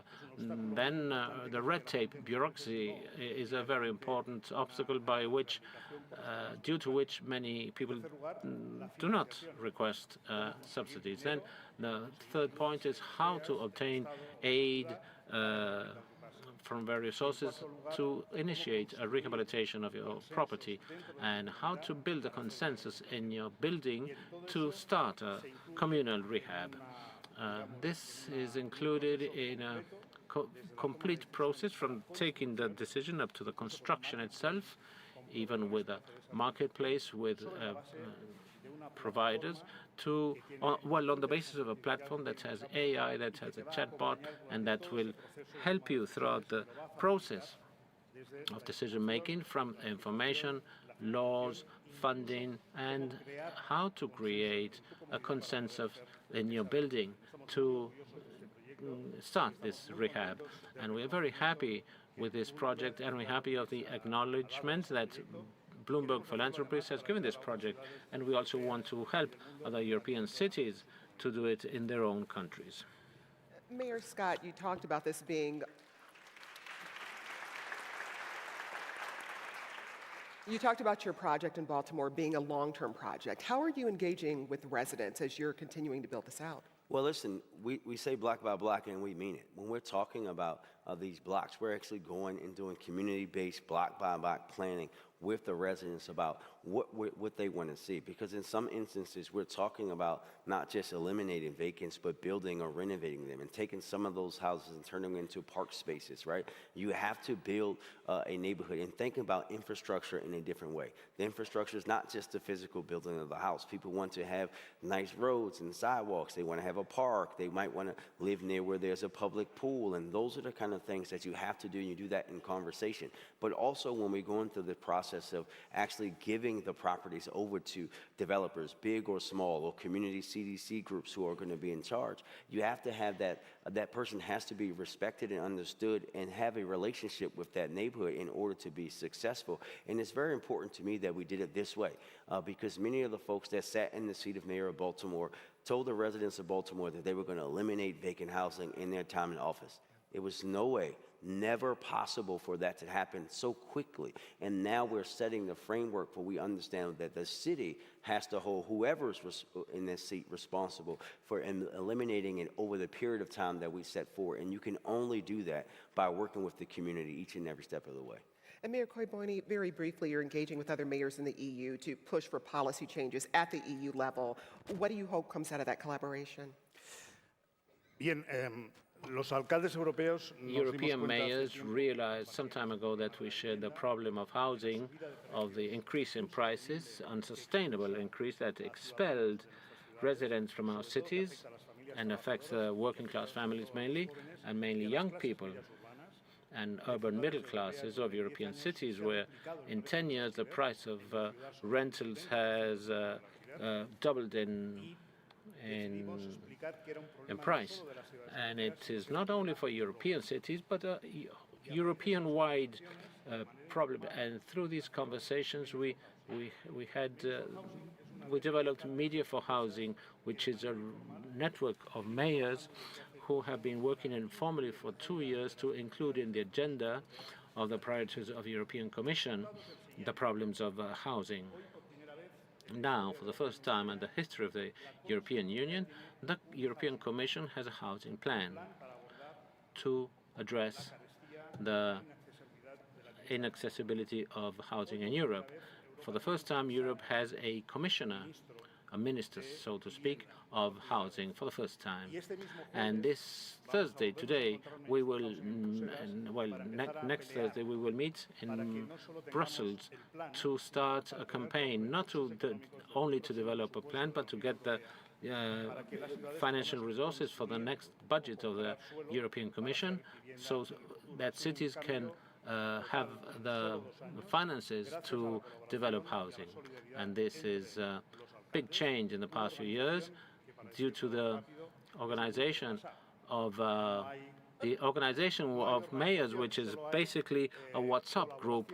We have a network cooperation. We have some of the members of this network here, the mayor of Zagreb, of Warsaw, and we are pressing the European institutions. What we're doing in the end is to take the voice of our citizens to the European Union, because it is obvious that the times we live in nowadays, if the democratic institutions do not resolve the problems of people, is when people will begin to mistrust democracy, and there will be reactionary forces that will take advantage of this lack of credibility. So the European Committee must also take charge of this policy to defend democracy in our union. Mayor Coiboni, Mayor Scott, thank you. Thank you very much.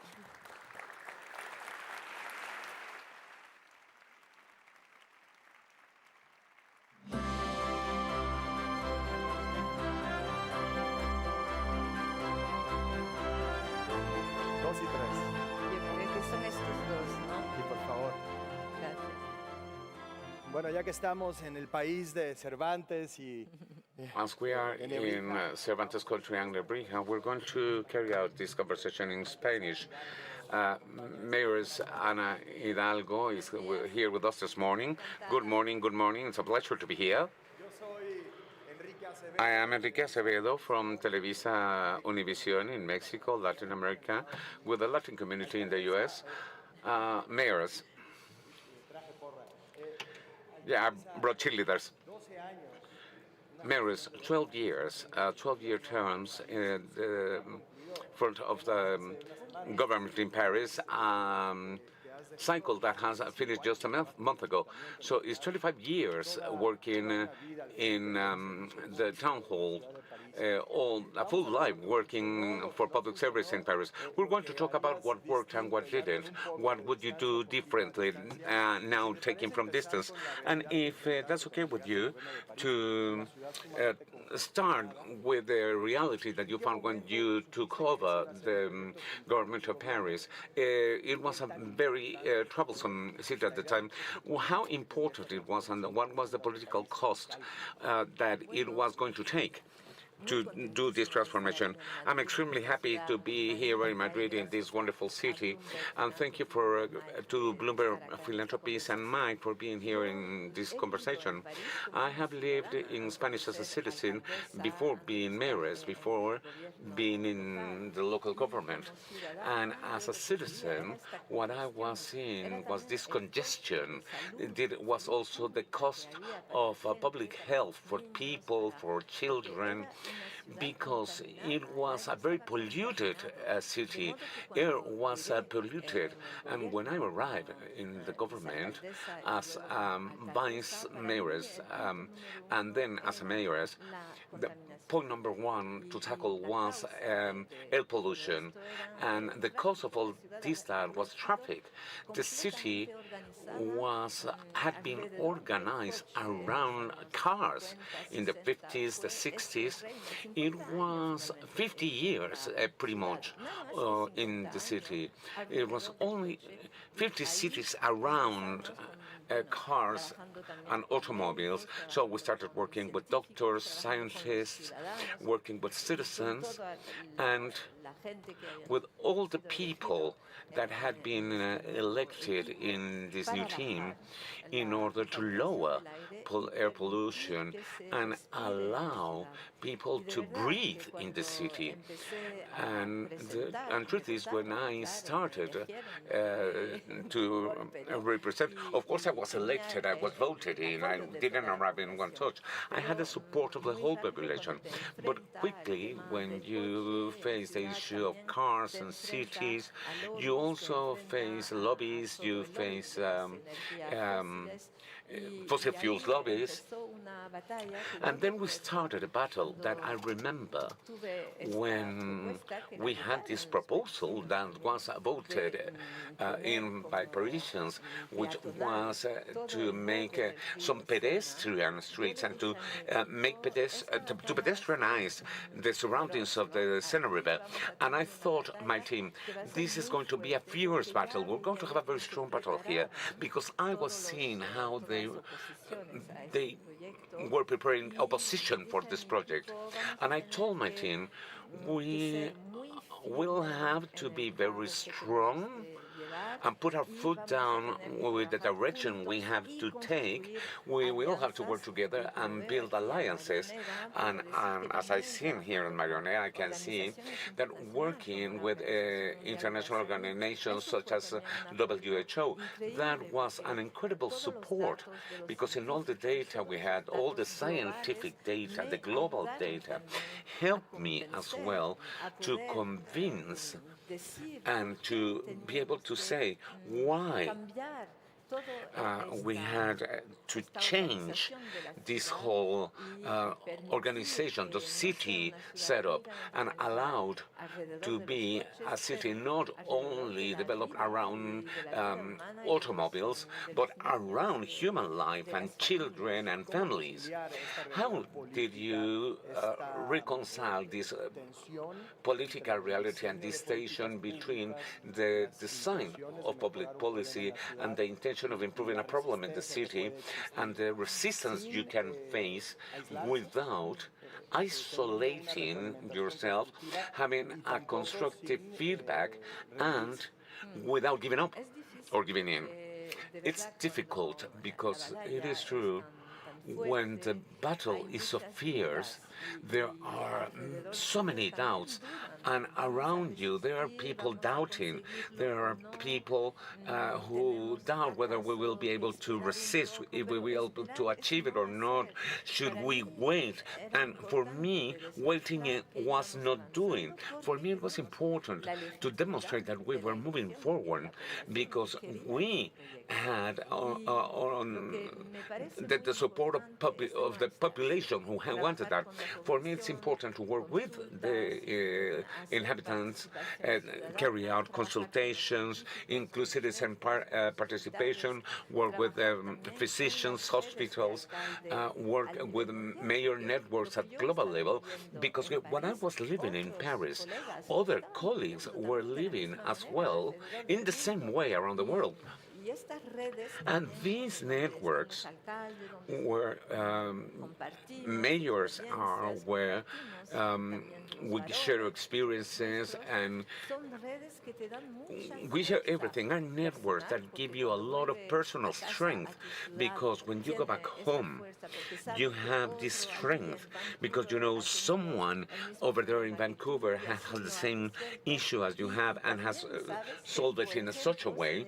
And you also know, for example, if you need to tell the media and this parallel world, because it's a parallel world that is battling against the world of reality, if you need people from outside that also have legitimacy, as some mayors from other cities in the world come and tell you what they're doing, so that people don't doubt that the right way to follow is the way and the journey. It's a journey that other cities are following as well, because you're tackling air pollution, so it's allowing life.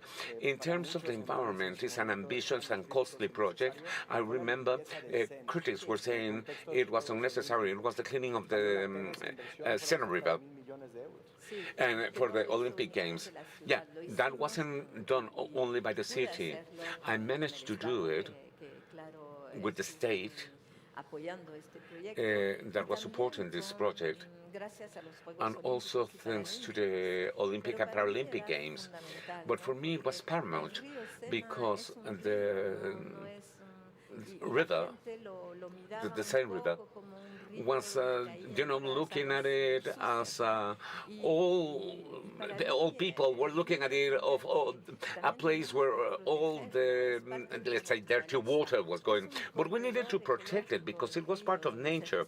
It's an eco-corridor where you could breathe better. So I proposed to my equipment. The first issue was to reconquer the riverside of the Seine, allow people, take cars out and allow people to enjoy the city. And the second part was to be able to get into the river, because also in surveys, in the scientific studies, it was said that in Paris, in 30 years, we'll have temperatures above 50 degrees. So it is impossible to live in a city with that temperature if you don't adapt the city to what is going to happen. And the river was strategic in this adaptation as well. And that is why this investment wasn't only for the Olympic Games. It wasn't only to enjoy summers. Last year, over 100,000 people, both tourists and Parisians, swam in the river. With the Eiffel Tower and this beautiful landscape. It was way beyond more than that. It was more than having this happiness of having the clean river. It's protecting this part of nature. And before leaving the town hall, we also launched the idea of protecting the river as a nature patrimony that, or as a landmark that would be that would prevent pollution from years to come. So I'm going to extend our time for a little bit because I want to ask you a couple of very important questions based on what we have heard on the stage today. The first one is a more inhabitable city, a more attractive and greener society such as Paris today is also a more expensive city because people want to be there. The importance of integral housing plan to accompany that effort, if you want briefly to talk about it. The housing is an essential issue everywhere in many cities in Europe and the whole world. And for me, it was a huge investment in my first term, my first 8 years, over 3 billion euros of the city budget that I invested in social housing and affordable housing. So for me, it was very important because people have to live in the city. For me, it was a project of a city that couldn't be a museum city. It had to be a city with life. And in order to have life, you need to have work, families, schools. And in order to do that, people has to be able to live within the city. And currently, Paris is a city where 25% of the population who live in social housing, which is high-quality social housing with incredible architects that have built up those buildings, and more than 700,000 people who can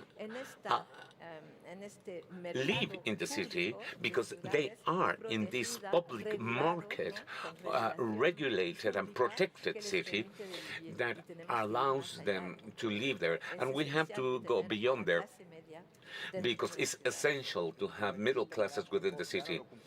I promised to finish on time. I didn't do it. So briefly, in a context of polarization around the world with very confronted societies, societies have gone through transversal leadership.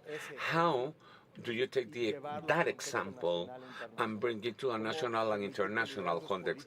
How would you allow that political leadership at local level can teach us how to navigate around this concept.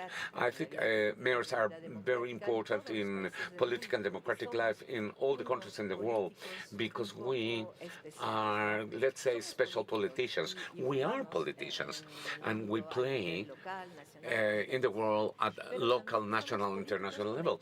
But we're also politicians connected with reality because a city, you have to be able to manage it. Rubbish, schools have to work, public transport has to work as well, and you have to organize the city in order for it to work. And this is extremely important. And we are, and I say we are because I still feel like a mayor at some point, but I think mayors have this particularity that somehow can help to the political life of the political parties and democratic life, because this culture of making reality certain services and be here responding to people face to face is a political culture that gets lost when politics are only practiced within the parties. And I think parties within democracy have to have this culture that we, the mayors and mayoresses, have. And that is why I'm enjoying so much with being my colleagues here, with my peers here. Thank you. And democracy as legitimacy, and democracy mainly as results. Thank you very much.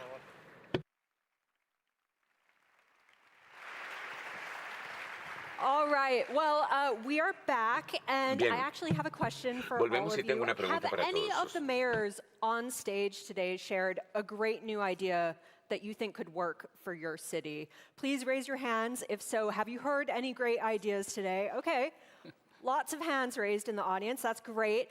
How many people have heard great ideas for podcast episodes? All right. Yes, we're all benefiting. I believe this is what they call synergy. That's right. All right. So now we want to go back and see what you just shared in our reimagined town hall. So let's welcome back Jigsaw to share what we've learned. I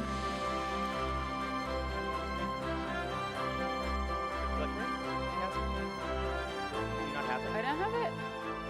You have it. Good. Hey, everyone. Nice to see you again. We're back. We are back. Let's get right into it. I'm not seeing what you are seeing behind me, so I'm going to improvise and pull out my phone if that's okay. All right. All right, let's get started. Let's dive right in. These floating things behind me are all of the words that you shared. They're your love letters to your city. Let me start by saying thank you.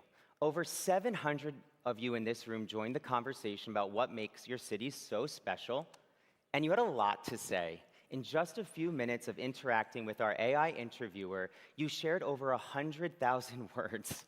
That's equivalent to almost 100 hours of collective conversation. So this is going to be your first round of applause of many, so give yourself a round of applause for that. So you did your part. You used your voice. And that resulted in a lot of data for us. So our job was to make sense of it all. Since you were last on stage, we took all of your responses and analyzed and categorized it with Jigsaw's sense-making AI. What you're seeing here is a map of opinions built from the words you shared. So where does everybody sit within it? I'm sure you're curious. Let's explore.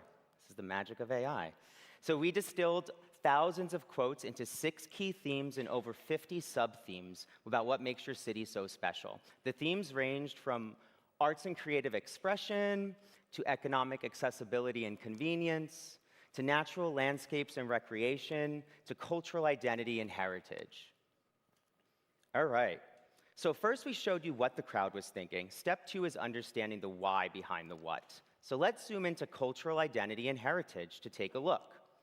Within it, you covered themes ranging from food and festivals to religion and landmarks. Here we see an opinion that celebrate cultural diversity through food, music, and neighborhood festivals.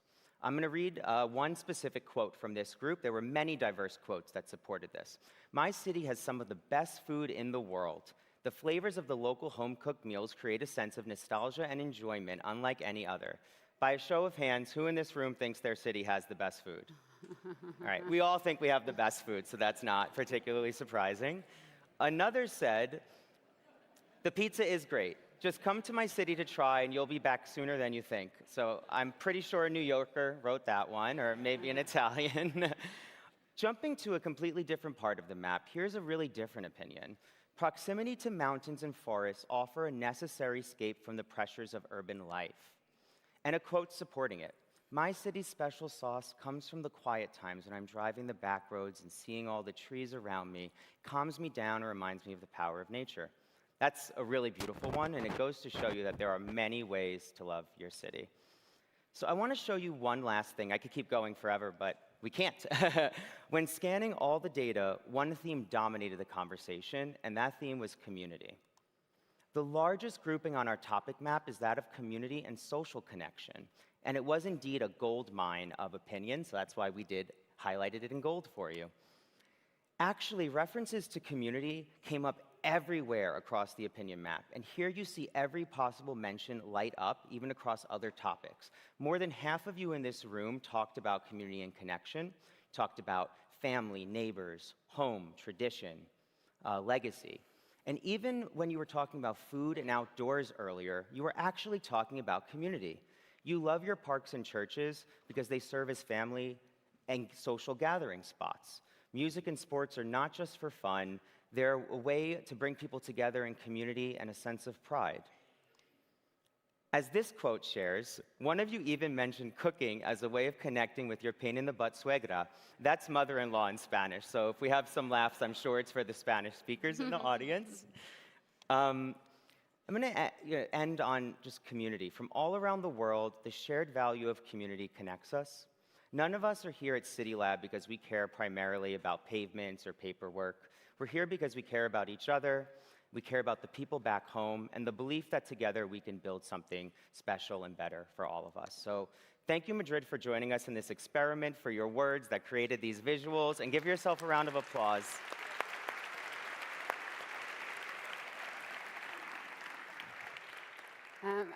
When people feel truly invited to share, they do reveal more than difference. They do show you what unites them. So here, the common ground for us was community, which is really special. But the idea of common ground itself is not unique to this room. We saw it in Bowling Green. You will see it in Bowling Green when the slides catch up. But I didn't mention the real surprise was not the high participation. It was actually the high agreement. Of the 4,000 proposals that people shared, the majority of them had agreement from 80% of the participants. Similarly, in We the People, the majority of the summary statements generated had more than 76% of people agree with them. People do agree on more than they disagree. Like, we showed that in Bowling Green, we showed that across America, and we showed that also in this room.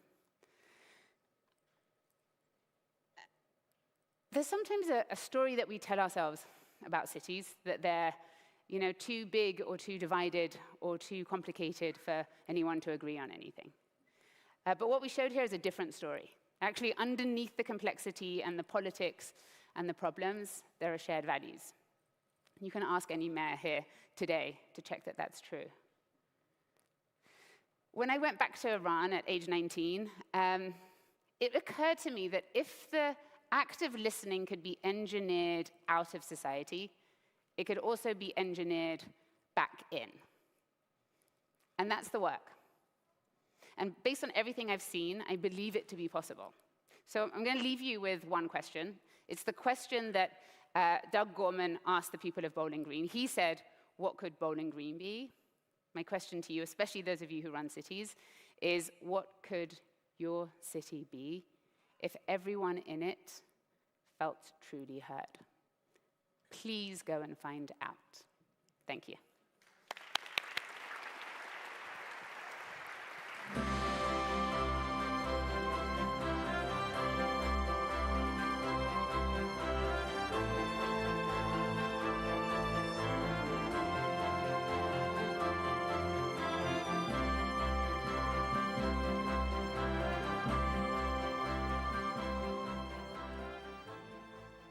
Good afternoon. I'm Dan Porterfield, the president and CEO of the Aspen Institute, a global NGO founded in a post-war era of institution building whose purpose is to ignite human potential, to build understanding, and create new possibilities for a better world. We are proud to produce this annual convening of dreamers and doers, of contemplatives in action, with our partners at Bloomberg Philanthropies, especially Jim Anderson, Patty Harris, and the mayor of all mayors, Mike Bloomberg.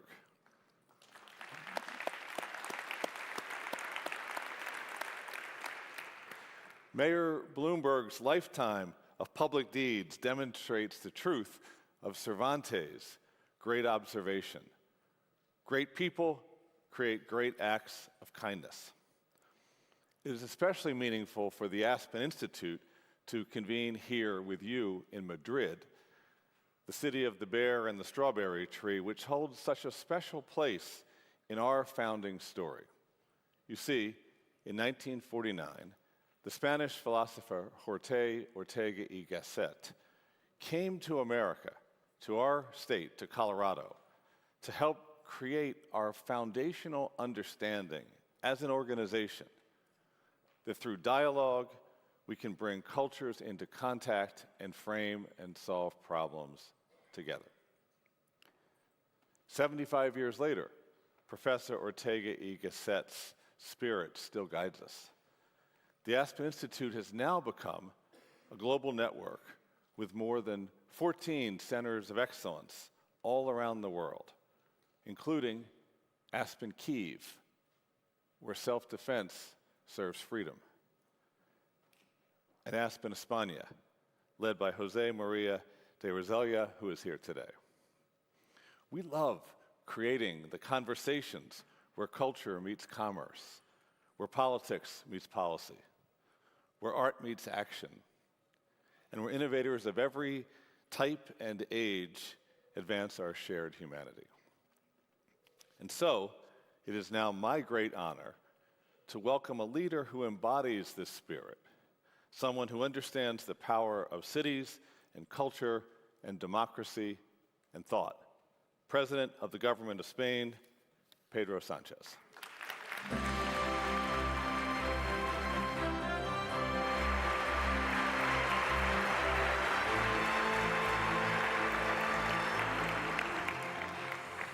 Querido presidente del Teatro Real, querido Gregorio. Dear Director of the Royal Theatre, dear Gregory, founder of Bloomberg Philanthropies, mayors and mayoresses, authorities, ladies and gentlemen, welcome to Madrid.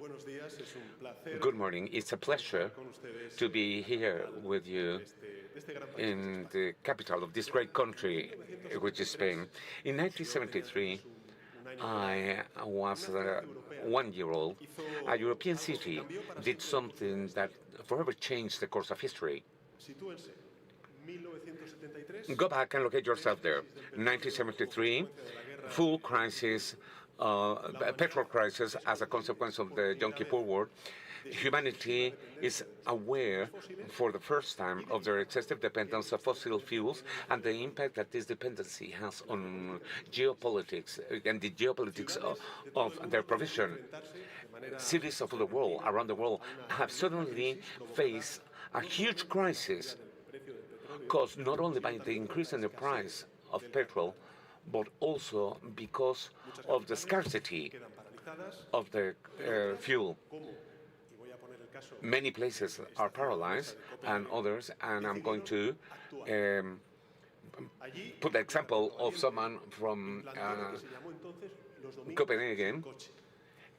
Someone there had Sundays without a car that were created in order to save fuel. And what in principle looked like an emergency response become as a foundational act of modern urbanism. Streets empty of cars reveal something extremely important. Not only that the city was working, but it was also working better. Therefore, it was an involuntary demonstration that the urban space could be organized in a different way. If I refer to mayors and mayoresses and authorities in this case, it's because from this case we construct double learning that I would like to share with you. The first one is that out of each crisis, an opportunity could arise. I know that saying this can be just a topic, but given that we are not only facing one crisis after another one since a few years ago, it is also good to have it always present. And in that respect, I want to say that from the Spanish government, we want to apply it and make it reality. From each crisis, as big as it is, and we're having that and we're suffering some of them, we also present an opportunity for them. The second one that goes from a very direct way to this forum, it's that there are no better opportunity lab, the most valuable one, the one presented by cities, because cities not only manage the local aspect, they also define the course of whatever happens globally and transform our societies. Enough to look at our data. In 1950, cities concentrate only 50% of the world population. Nowadays, it's 50%. And in 2050, it will be over 2/3 of the population who will be concentrated in urban areas. Just to put it in absolute figures, we were talking about 7,000 million people, 7 billion people. The population of our country 15 years ago, of our planet 15 years ago, and in that area where the greatest challenges for the welfare of our citizens is concentrated, but also where we have the best opportunities to improve it. And today I would like to focus on 3 essential aspects where countries not only have a key role, but they can and should lead. 3 dimensions that have been extremely present in this forum, and I would like to add myself to that.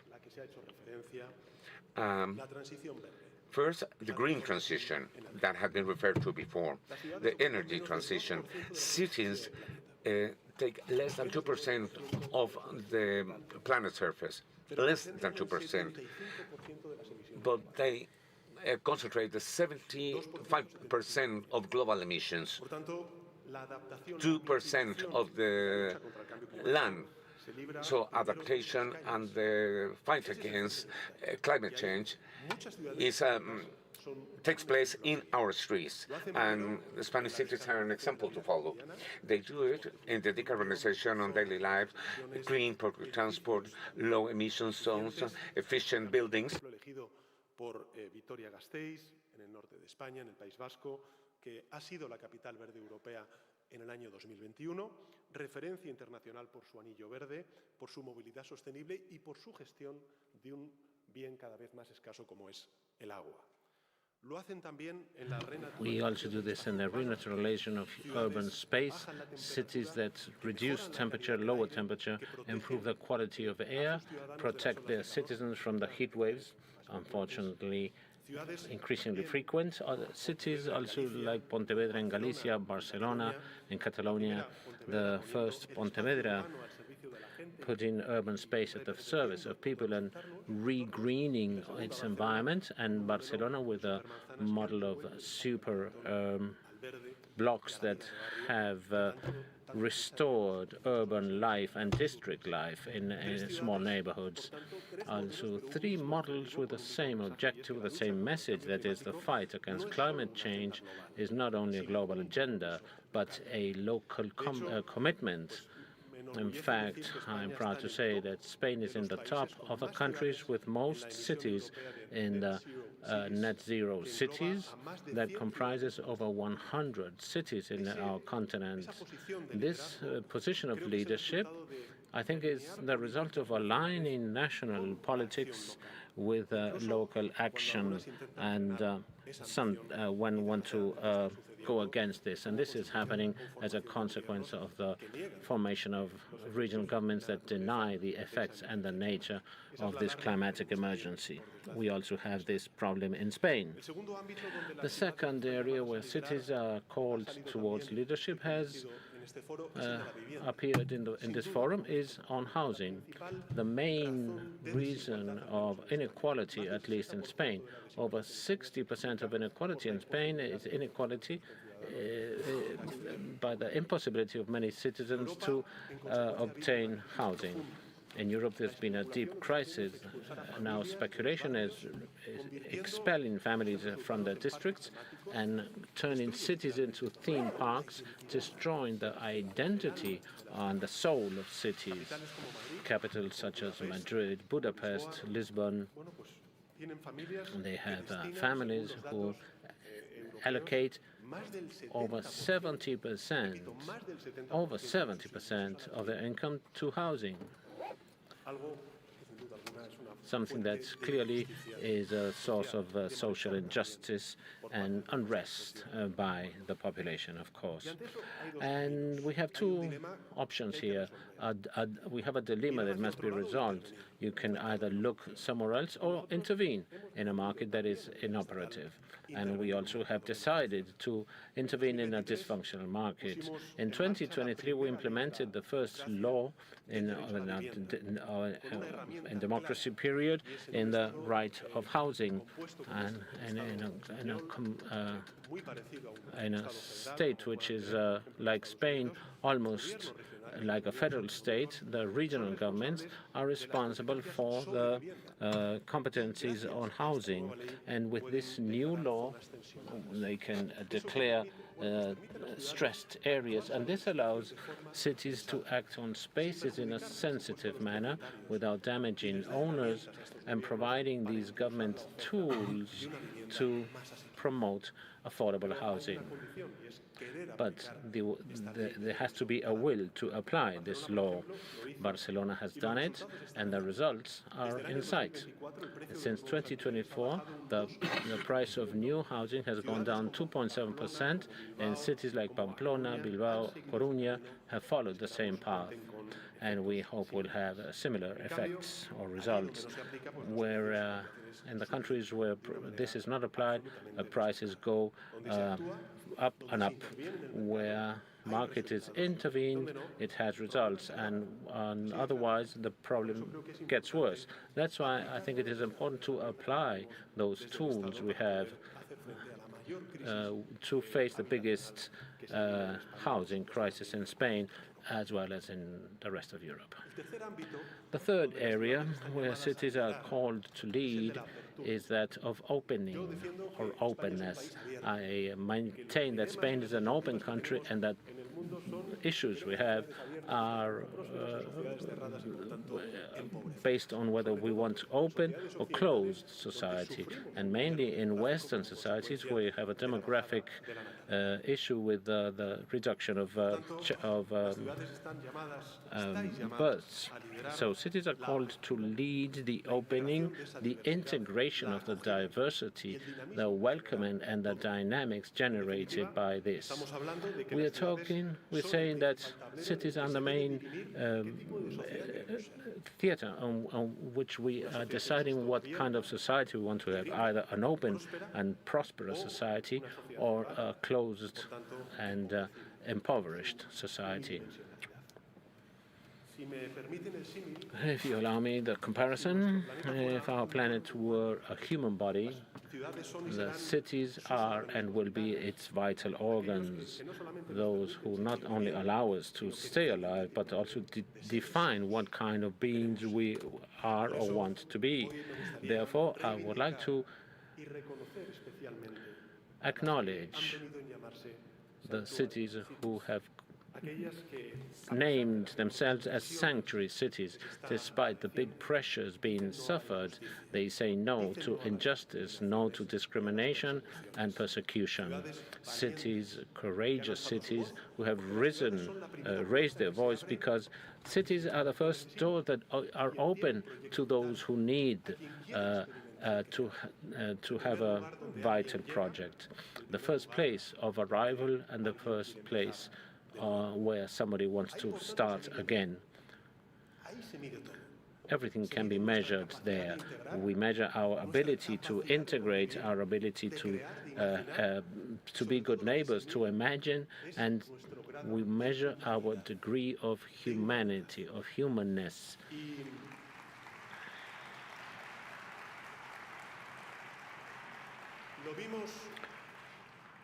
We saw this in 2015 during the war and the crisis in Syria. While many were doubting, many cities took a step forward. Madrid, Barcelona, Lesbos, Lampedusa, they promoted what was called at the time the cities for refugees. And right now, we are in Spain facing a decisive moment. You know, many mayors here know that we have opened the process of normalization, of recognition of residents of many immigrants who live in Spain. And we must be aware that they are our neighbors. And therefore recognizing those rights and obligations as well, because all citizens have these rights and obligations, we are facilitating their integration and therefore strengthening our society.